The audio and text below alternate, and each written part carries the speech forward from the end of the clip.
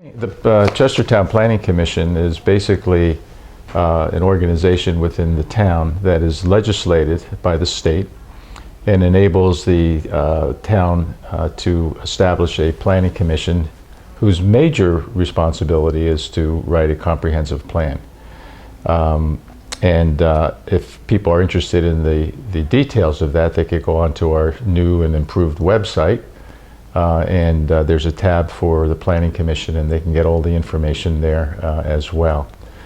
So the town appoints a Planning Commission of 7 members who are just ordinary citizens who care a lot about Chestertown, whose job is to, again, create a comprehensive plan every 5 years. So the new plan just was adopted by the mayor and council this April. And in 2020, a new plan will be developed. So it's every 5 years a plan is developed. And I'd like to really acknowledge the leadership of Chris Serino, our current mayor, who was the chair of the Planning Commission as we walked through the development of this plan. He provided the kind of leadership that created just an outstanding plan, not only from our own belief that it is, but we've gotten very positive comments from the county commissioners as well as several state agencies who review the plan before it's finalized. And also acknowledge my 6 colleagues on the Planning Commission who have worked very hard, not only on the day-to-day operation of the commission, but very important to the fact that they spent a lot of time. They're very tenacious and very professional in developing what I think is just an outstanding plan. So I want to acknowledge them. The plan, by the way, is dedicated to Gil Watson, who recently passed away. And Gil was a 12-year member of the commission, really the go-to person on the commission when we needed information and had the history, and just really devoted an enormous amount of time and energy to this town because he loved it so much, and so this is dedicated to him. And finally, Jen Mulligan, who's the executive assistant downtown at the town office. She is the person that kind of guides us on all the legal issues of when the public hearings have to be held, and she keeps very, very excellent notes on minutes of our meetings. And the true person who really put this plan together is Case Demoy, and he literally devoted a good portion of his professional time to working with us and working with the community and providing opportunities for public hearings. And so this plan is really his plan in a way, because he is a staff person that has the knowledge that us lay people do not have.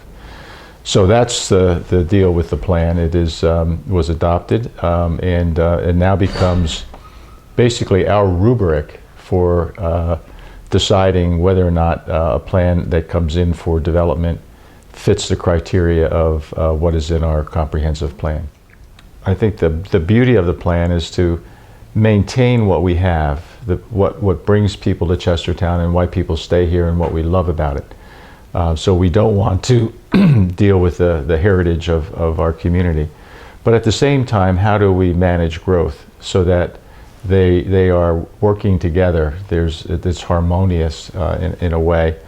So it involves looking at the environment, which is ever changing. One of our goals is always to protect the Chester River. And so we look at any plan that comes in and how that's going to affect the river.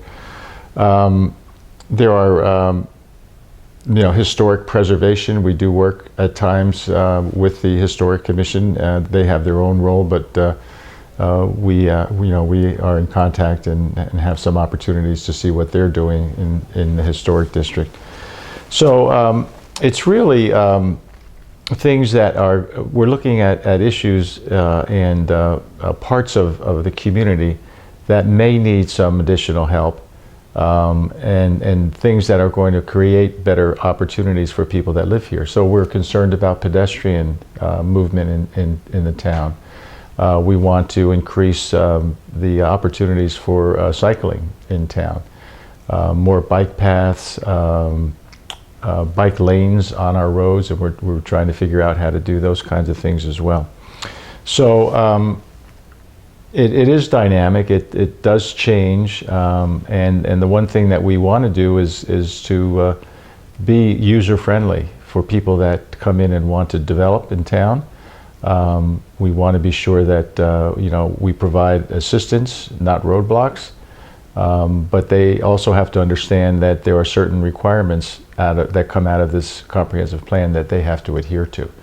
So we do have a process for that I think has worked pretty well. We've had several plans since I've been on the commission come in from the Washington College, and their staff is very thorough. They also have consultants that come in with them, and having done a lot of building and development in town, they know the process and the procedures. So we have basically had a very, very strong relationship with the college. As a matter of fact, the new academic center on Washington Avenue was not the most recent, but one of the projects that we reviewed during the 2014 calendar year. And that went very smoothly, and as a matter of fact, recently, I guess last Friday, a week from Friday, they broke ground for this new academic center. So the college has a lot of skin in the game, but they follow the rules. They don't ask for any shortcuts. Very thorough, and really a model that other people could follow in town. And I would direct folks to read the executive summary of the plan. It's about 15 pages. The plan itself is 138, so I'm not sure that it makes good bedtime reading, but the executive summary is well written and comprehensive. But so it is really, and the priorities are listed as new initiatives' highest priorities, and they're not numerical, but just happens to be that the Chester River Bridge crossing is listed first. And we had some very open discussion at the public hearings, as well as at our meetings as we were putting this together, as to whether any of us ever thought it was going to happen. And perhaps for me, that's less of an issue than some of the other members who are a lot younger than me. But the cost of the project would be $637 million. And of course, I don't have to tell anybody that that's a lot of money, especially even though the economy is improving, it's still an awful lot of money. So we keep it in the plan. We're hopeful that somebody, and it's not, the feedback that we've gotten from the state, it's not that they think it's a bad plan, it's just expensive. The second one I want to mention is the Chestertown Marina. Vital to our community, and high on our interest level as a commission as well. Recently, we've seen a rendering of what the marina might look like, and of course it takes your breath away. I mean, it's just so beautiful.